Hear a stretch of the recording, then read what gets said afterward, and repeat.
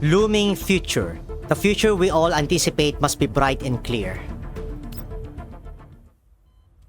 A month later, when Nikita awakens again, Inessa is standing by the repair pod. She looks around. It's a small room, cozy and live-in. On a nearby cabinet, a cute plushie in a PSA uniform stares at her with beady eyes. Are you really sure about this? Didn't we have this conversation a month ago before the explosion? Looks like the neural backup did sync properly.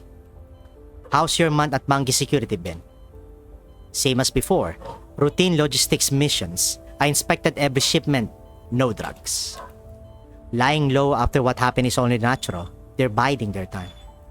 But honestly, are you really going to stay at Mangi Security even if you avoided Shark Tooth's purge for now?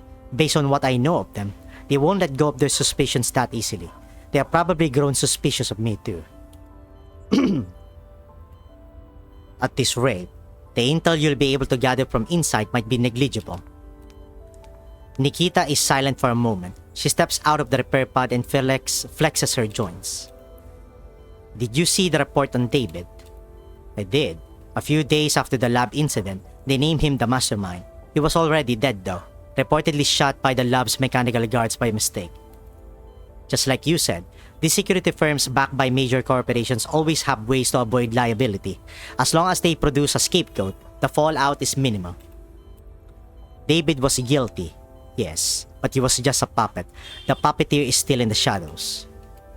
That's why I want to drag them out into the light. At first, I joined the Public Security Administration just to protect those around me. But now I have realized that dealing with crimes in the open isn't enough. Nikita walks up to the window. Heavy clouds blot out the sun. The satellite city is waking again to continue its slow decay. You said earlier that they keep a tight leash on me, and the chances of me finding anything are slim. But slim doesn't mean none, does it? Especially since I still have something they want. Even if I cannot obtain any intel, just being inside means there will be a time when I'm needed. Besides, Nikita looks into the distance.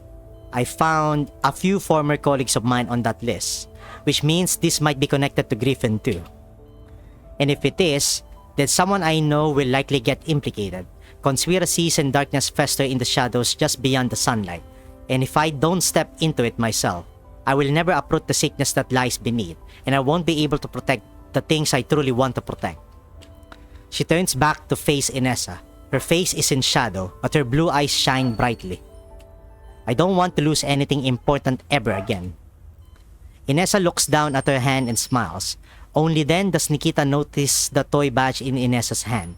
The blood stains on it have been wiped clean. You're a lot like Nikki. Nikki? She's a character from a cartoon that Una loved. A detective. Honest, righteous, selfless. No wonder Una adored her. No wonder she adored you. About Una. She always said that when she grew up, she wanted to be like me. To be a public security officer and protect the people of the satellite cities. One day, when she was still very young, I took her to the city's museum. That's where she first learned about the contamination zones. On the way home, she kept asking me, Mama, if I become a public security officer, can I protect the people in the contamination zones too? Una, the contamination zones aren't under the PSA's jurisdiction. Then where do I have to go to protect the people there? Well, Mama doesn't really know. Una, contamination zones are very big and very dangerous places. Isn't it better to stay in the satellite city? Mama protects the satellite cities. The little girl tugs on Inessa's hand. Mama came from a contamination zone too, right? I want to protect more people like you. Sometimes I wonder, if someone like Una had rescued me from the contamination zone back then, would everything be different now? She treated everyone around her with such pure kindness. I'm not very good at comforting people. Inessa exhales deeply, pulling herself out of her emotions. No need to comfort me. I just figured, since we will be working together long term, and trust is the foundation of cooperation, I might as well tell you a bit of my past. She straightens up slightly. I used to belong in the Neo-Soviet Military Special Intelligence Unit. I was embedded as an undercover agent in the URNC's public security system. The Neo-Soviet military. That's right, that faction's gone now, but back then, we were just pawns at the very bottom of the food chain. Haha, back then they claimed we were working for a better tomorrow, for justice and global order. At first, I only joined to get by, to put food on the table. But for a time, I truly believed in the work. I thought, if we won, people like me would finally be protected. But all we did was hurt more people like me. I could never tell Una about that. I was not a good role model for her. She takes a sip of water and continues. After General Carter fell from power, my colleague and I returned to our military base to erase our files. But somehow, all our data had already vanished. During the retreat, my colleague was shot dead by opposition forces while covering me. Before he died, he entrusted Una to me. So you're not even from the URNC. I wanted to become a citizen, to live like a normal person under the sun. Until Sharktooth found me. They had my file. They used it to blackmail me into using my rank and authority to carry out their dirty work, and they took Una away from me under the guise of protection. I tried to uncover their identity, but they are too elusive. They never appear in public. I found no clues.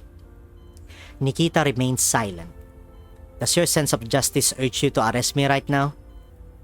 Your crimes are for the court to decide. For now, we are just partners. The court depends on whose court it is. But you are right. We are partners right now, and we have more important matters to deal with, one step at a time. For you, it's about exposing the real mastermind. For me, it's revenge for Una. I feel so very guilty. Her voice grows faint. It's impossible to tell if she is speaking to Nikita or to herself. She could have become the person she always dreamed of being, but her life got snuffed out because of my weakness. If only I'd taken her and run, I could have given up everything. My status, my identity. She already became who she dreamed of being. Inessa watches as Nikita walks over and takes the toy badge from her hand. Nikita presses a few spots on the badge. Inessa's private terminal beeps. This is... She takes out her terminal and sees an unread message. Upon opening it, she finds a photo, taken from Nikita's perspective, showing herself. This toy badge is capable of taking and sending pictures. The anonymous informant who provided that photo you gave me before was Una. Inessa stares blankly at the photo.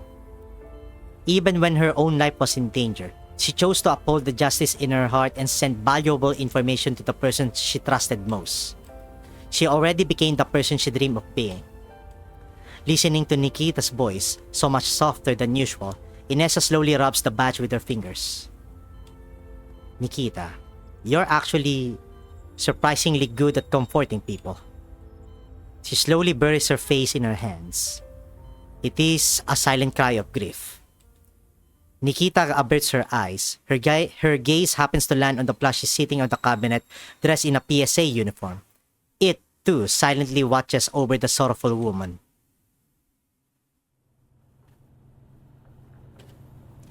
That is what BSK-94 Nikita has gone through. She is still working undercover inside Mangi security and will be sending us intel periodically. Commander, Groza is also on that list, so please take extra precautions and stay vigilant. The Elmo travels smoothly on the road to Lviv. Outside the windows, the sky is thick with clouds and the view is dim.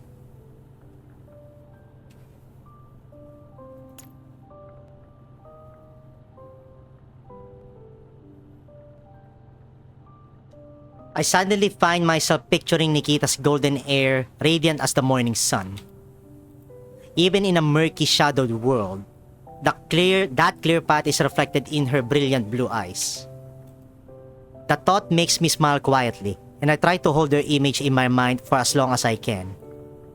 Alright, Colin, I understand. By the way, Nikita asked me to pass along a message to you. What is it?